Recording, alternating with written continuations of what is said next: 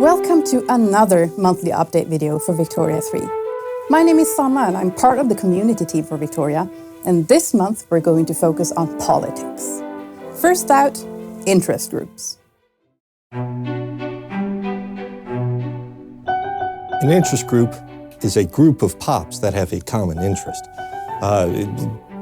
Pretty straightforward with the name. It's any collection of people coming together and sharing the same sort of agenda that they want to push. A pop can be part of, in fact, multiple interest groups. They're attracted to whatever is in line with their wealth, whatever their work is, whatever any sort of facet of their identity is. And again, it could be multiple things at once. You could be a laborer who's both, because they're a laborer, interested in trade unions, and also someone who's very religious and is therefore attracted to the devout at the same time. Or you could just be politically apathetic. Everything has burned you out. You're politically inactive. You can be in an interest group or inactive.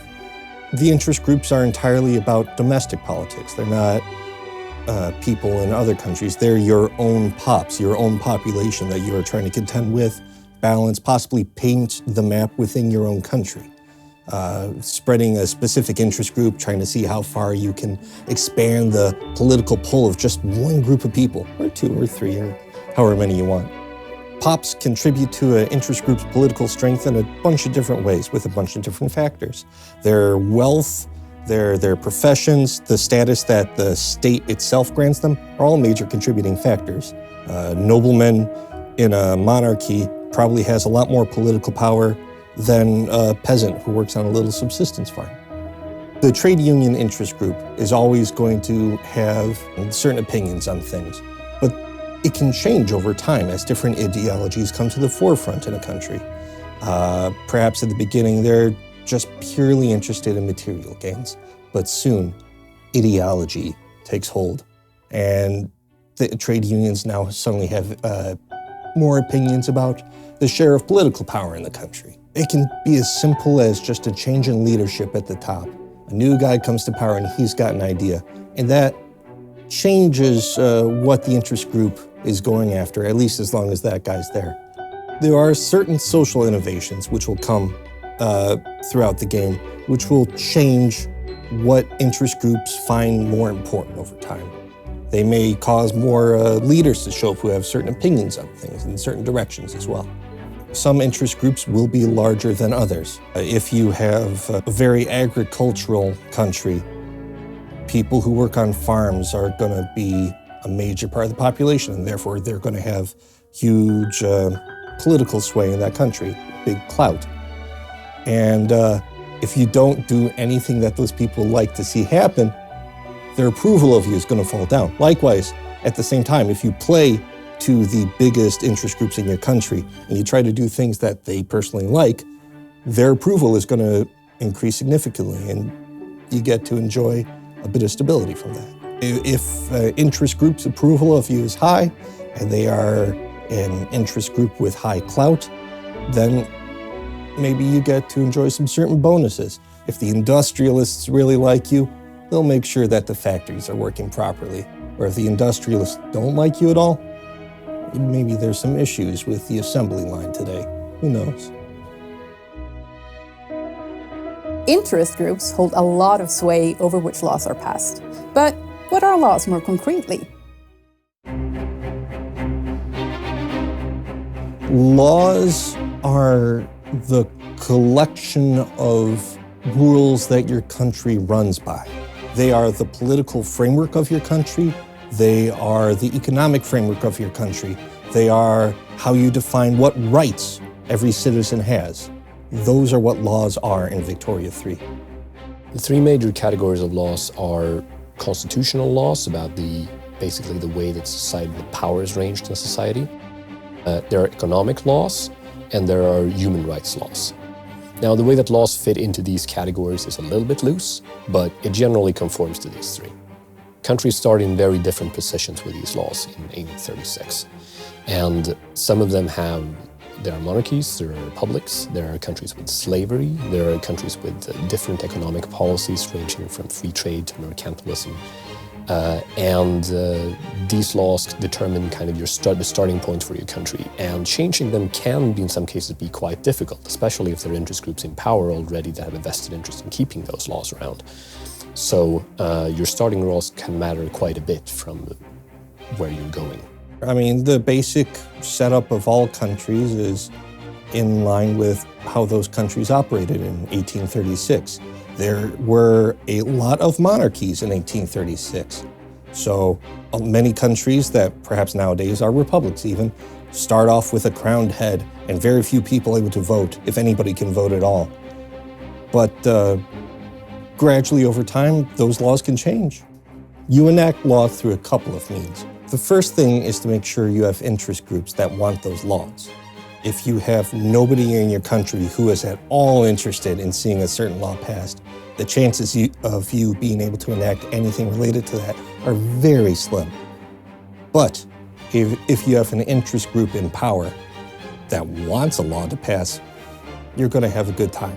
You can also have certain events that sometimes encourage you to pursue a certain law change. And you can have even interest groups outside of government start to apply a little bit of pressure and encourage you to consider certain reasonable laws. Your incentive to change laws can come from your own agenda as a player and what you want to achieve and what you want to do with the country during your playthrough. But of course, your interest groups and your pops will also have opinions about what they want. And you need to make sure that you align them so that you can achieve your own agenda. And in some cases, you might see their agenda pushed through, or might need to appease them a little bit to make sure that you can get what you want out of it.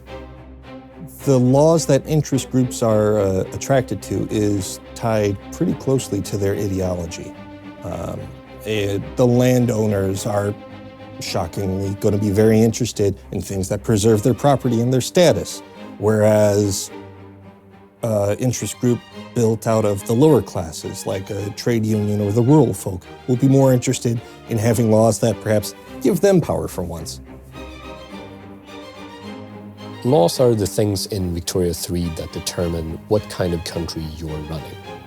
Is it a monarchy? Is it a republic? Is it a slave state? Is it a state with a strong welfare system, with a militarized police force, any of these things are derived from your laws. Another important part of your society are institutions. Let's learn a bit more about what they are and how they function.